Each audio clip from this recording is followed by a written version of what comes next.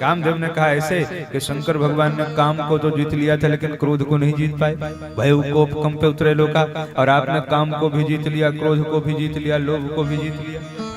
नारद जी ने कहा ऐसा क्या? हाँ बोले ऐसा, आप तो भोले बाबा से भी एक कदम आगे निकल गए। अब सुनते ही नारद जी के भीतर अहंकार आ गया। एक बार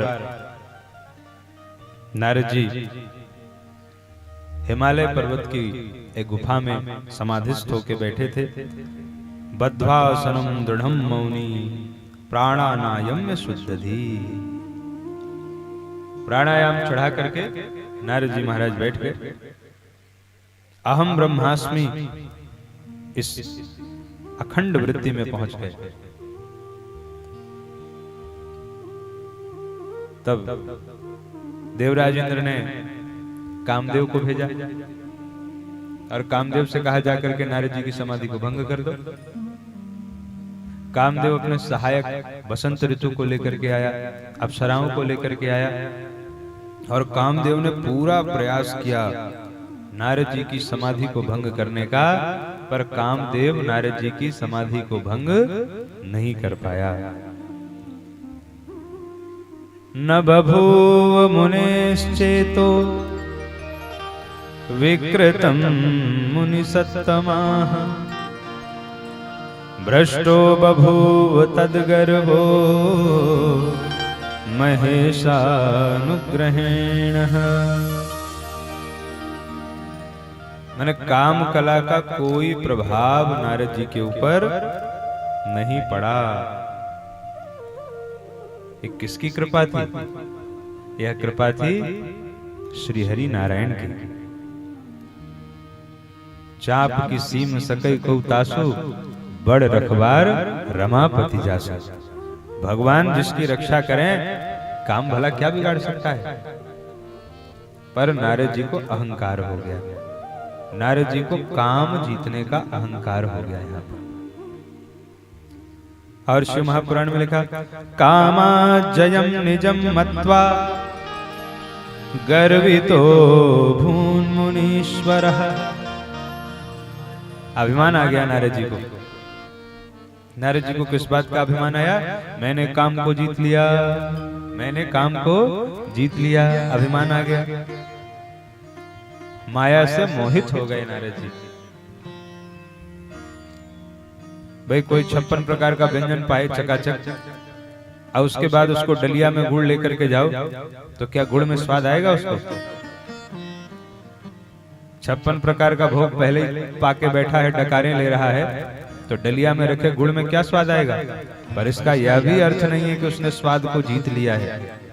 भाई उसके पूर्व उसने खूब स्वादिष्ट भोजन किया था, इसीलिए गुड़ में स्वाद नहीं आ रहा है। अभिप्राय यही है कि नारद जी समाधि में राम का दर्शन कर रहे हैं, और जो राम का दर्शन कर रहा हो वह भला काम से कैसे प्रभावित हो सकता है? क्योंकि राम कौन है? राम काम 100 कोटि सुभगतन। भगवान राम तो 100 करोड़ कामदेव से भी ज्यादा सुंदर है।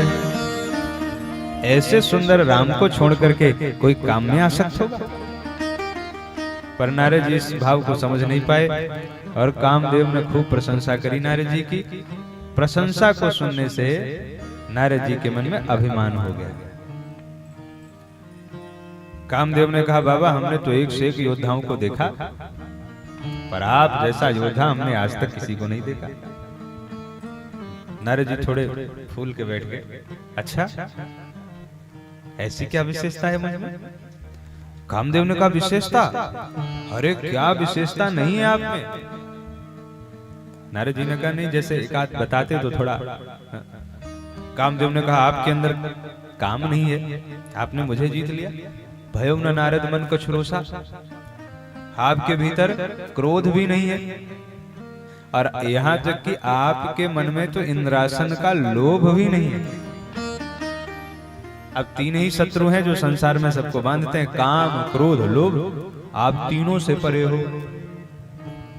और इतने में कामदेव ने कह दिया कि हम तो कहते हैं कि आप तो शंकर भगवान से भी एक कदम आगे हैं। नारद जी ने कहा, क्या? फिर से बोल। अरे कहा शंकर भगवान से भी एक कदम आगे। कैसे? कामदेव ने कहा ऐसे कि शंकर भगवान ने काम को तो जीत लिया था लेकिन क्रोध को नहीं जीत पाए, भय कोप कंप पे उतरे लोका, और आपने काम को भी जीत लिया, क्रोध को भी जीत लिया, लोभ को भी जीत लिया। नारद जी ने कहा ऐसा क्या? हाँ बोले ऐसा, आप तो भोले बाबा से भी एक कदम आगे निकल गए। अब सुनते ही नारद जी के भीतर अहंकार आ गया। और वहां लिखा है कि कामाचयम निजम मत्वा गर्वितो भून मुनीश्वरः। और इसी श्लोक का अनुवाद है, तब नारद गवने शिव पाही, जिता काम अहमिति मन माही। बिल्कुल अक्षरशः अनुवाद हुआ है इस पूरे प्रसंग का।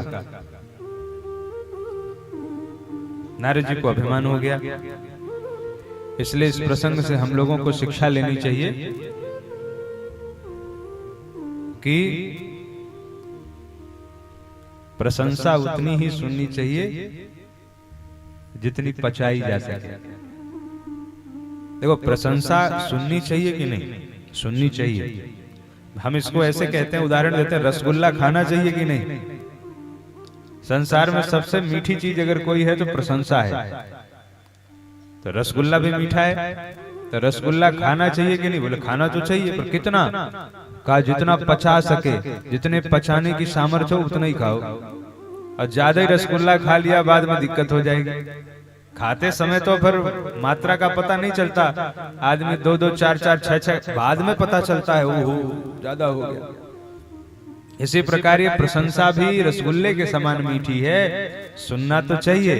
क्योंकि अगर कोई व्यक्ति अपनी प्रशंसा सुनना बंद कर देगा तो वह हीन भावना से ग्रस्त हो जाएगा।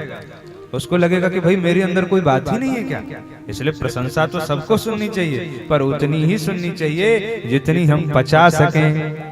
और अगर ज्यादा सुन लेंगे तो वह प्रशंसा जब हृदय में हमारे जाएगी तो वही प्रशंसा फिर अभिमान को जन्म दे देती है, जो हमारे पतन का कारण बन जाता है।